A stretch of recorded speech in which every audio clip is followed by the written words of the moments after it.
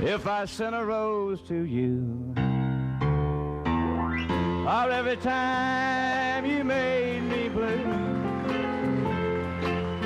you'd have a room full of roses. And if I sent a rose of white, or every time that I cried all night, you'd have a room full of roses. All right, we're working on the old 1970 Plymouth Fury 1. I'm excited about this car because when I was a kid, probably the first car that I laid hands on the wheel and actually got to drive, and this is sitting in my dad's lap in Detroit, Michigan.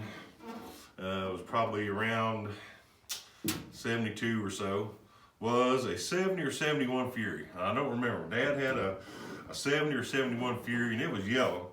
It had a 318 automatic, I'm pretty sure, but there's no pictures of it, and I do remember that much about it. But you know, Dad would drive around, and Dad would say, "Hey, you want to drive this thing?" Like, "Oh, I don't know," but we're just going up and down the streets in Detroit, and he let me. I remember him saying, "Come over here," and I sat on his lap there. He said, "Here you go, you drive it." And I'm driving up and down through there. Now, I think I'm driving. He probably had his hand on the bottom of the wheel. You know, that's how young I was when we was doing it. And I always liked that Fury. It's kind of what got me into Mopars. Dad was kind of a Mopar man. He liked some Ford trucks he liked the Mopars, Plymouth Furies, big four-door sedans, you know. Dad was all business. Dad was a World War II veteran.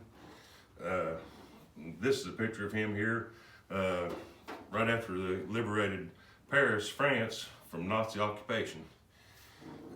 And that was taken shortly thereafter. But I remember another thing that Dad used to do. We'd come in here and look. I was so little, I'd stand on the transmission hump. Back in the day, you know, I'd stand on the transmission hump and have my hands on the dash, and we'd be going down the street, and he'd pull that shifter down to low, you know, and get her wound up a little bit. We'd only be going, you know, 10 miles an hour or so, and he'd look over and say, "Hey, so you want me to make Betsy talk?" And I go, "Yeah." And, you know, he'd already have it wound up pretty good, and he'd slam the gas on it and boom, send me back into the seat, you know, and I thought that was just the greatest thing, you know, make old Betsy talk. So we do that. Also, I'd sleep. Sometimes I'd lay back in the package tray back there in the back and go to sleep, you know, on a long trip. And we'd be going along through there, and Dad would be trying to see what's behind him, whatever, and he'd slam on the brakes, and I'd come rolling out of the package tray and into the floor, you know, and he'd get a big kick out of that. But yeah, that was the days. I remember Dad driving down the road, one of these bad boys smoking Pale Male non-filters, and you hear that clink, that Zippo light up, you know, open. He's lighting him a cigarette, having a cup of coffee, sitting here on top of the dash, going down the road in the old Fury. So I'm pretty excited about this. Also, while watching TV back in the day, you'd see cars like this. Look at this. Black Fury, blue interior, dog dish hubcaps, white wall tires. They're chasing somebody, or maybe they're being chased. I love this stuff. And this is a pretty good old car.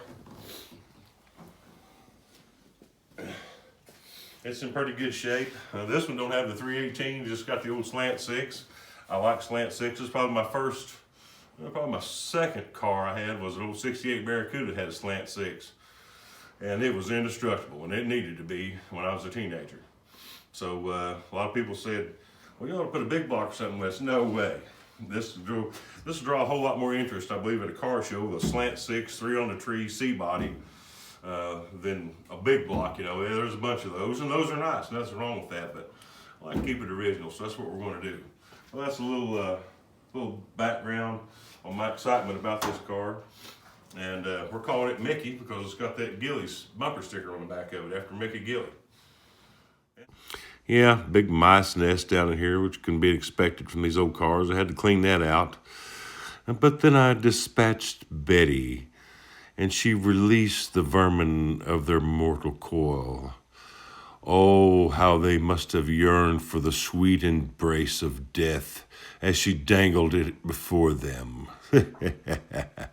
But I got her all cleaned up now and looking a little bit better here in the motor compartment.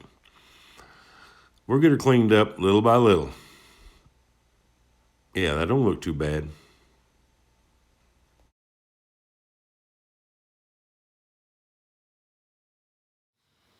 And we're going to keep on doing some more shows on this.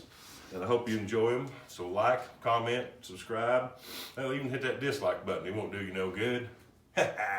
See you later.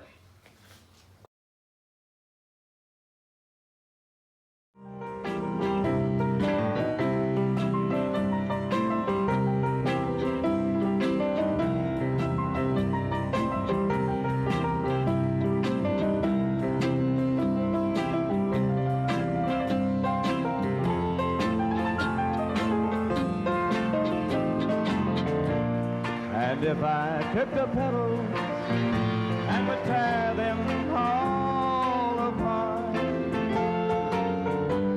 I'd be tearing up the roses just the way you broke my heart.